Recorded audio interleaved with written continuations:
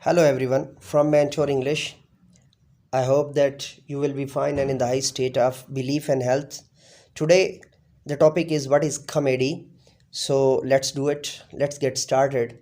The Penguin Dictionary of Literary Terms and Literary Theory defines comedy following the Greek words komos, which means revel, merrymaking. In poetics, Aristotle distinguishes it from tragedy in the sense that it deals in an amusing way with ordinary characters in rather everyday situations. Broadly defined, any amusing and entertaining work. More narrowly defined, an amusing and entertaining drama. Comedy is often contrasted with tragedy not only because it ends happily and present the lighter side of life, but also because it generally represents the experience of ordinary people in common or vernacular language, whereas tragedy has traditionally depicted noble characters in a loftier literary style. The Bedford Glossary of Critical and Literary Terms 53. Comedy includes comedy of humors, comedy of ideas, comedy of manners, comedy of intrigue, comedy of morals, burlesque or burlesque, black comedy, drawing room comedy, domestic comedy, farce, high comedy, musical comedy, romantic comedy, satirical comedy, sentimental comedy, tragicomedy or tragic comedy, and all plays which may be classified under the heading of theatre of the absurd. The classification of comedy into various genres is based on the function of comedy within drama or novel.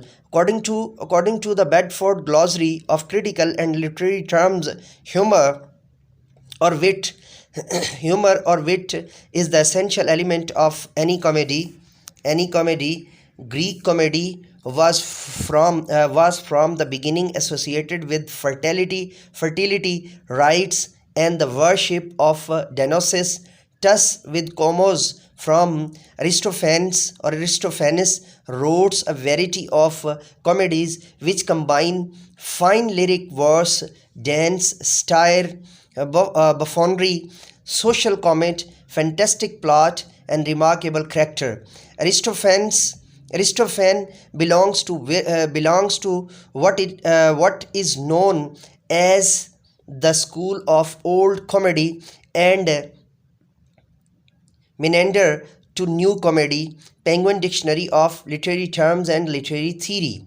According to J.A. Cudden, IBD, there is no record of the theory of comedy after Aristotle. The grammarians Evanthius, Diomedes, and Donatus gave some generalization.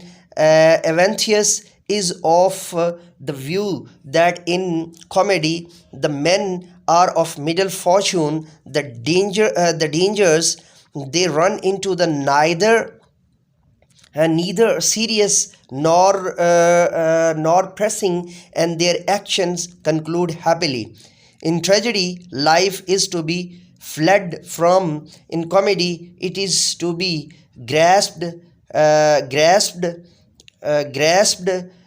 Diomedes observed that the characters in comedy are humble and private people. They are not the generals, heroes, and kings. The themes of comedy, according to him, are love affair and abduction of women. According to Donatus, comedy presents the disposition of the town, people whose life is centered on material and business like gain and loss. Muffin 1998 says that ancient Greek comedy is typically subdivided into three categories. Old comedy, represented by the word of Aristophanes, is characterized by a combination of political satire and fantasy. Middle comedy apparently served as a bridge between old and new comedy. New comedy, epitomized by the work of Menander, typically depicts two lovers who must overcome obstacles to live happily ever after in 1286 in Catholican Johnins and Genesis make a distinguish similar to that of Evanthius and Diomedes. Tragedy and comedy differ, he says, because comedy is concerned with the acts of private to ordinary men, and tragedy has to do with king and people of importance. Comedy uses a humble style, tragedy a lofty style. Comedy begins with misfortune and ends with joy. Tragedy is the opposite. Cotton IBD. Dante in his epistle to Cain Grand, in which he explained what is setting out of achieve in a Divina Commedia, which he began Christ 1310 or century 1310. He derives the word comedy from comos, a village, and oda, a song. Thus comedy is a sort of rustic song. He goes on to say that comedy is a form of practical narrative which is different from any other kind. He states that comedy begins with harshness and ends happily. That style is negligent and humble. Thus the Divina Commedia begins with misfortune in the inferno, and conclude with pleasure and happiness in the paradise. Cotton 151. During the Middle Ages, the term comedy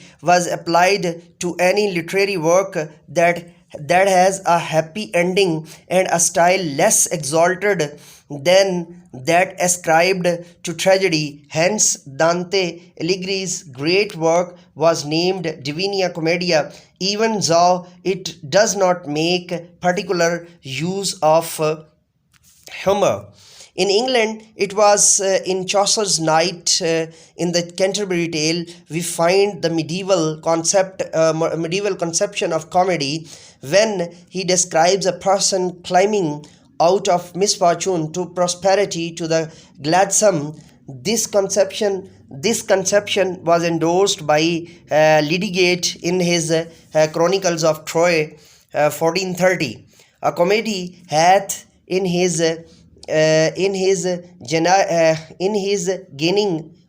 gainage a prime face, a man complainage, and afterward endeth in gladness. However, comedy in Middle Ages was a poem which had a sad beginning and a happy ending. During the Renaissance, the concept of comedy as a change from sadness to gladness, reformative, not merely a description. The Renaissance concept is found in Philip Sidney's Apologies of Poetry or Poetry. Apology of Poetry, and George Putnam's The Art of English Poesy.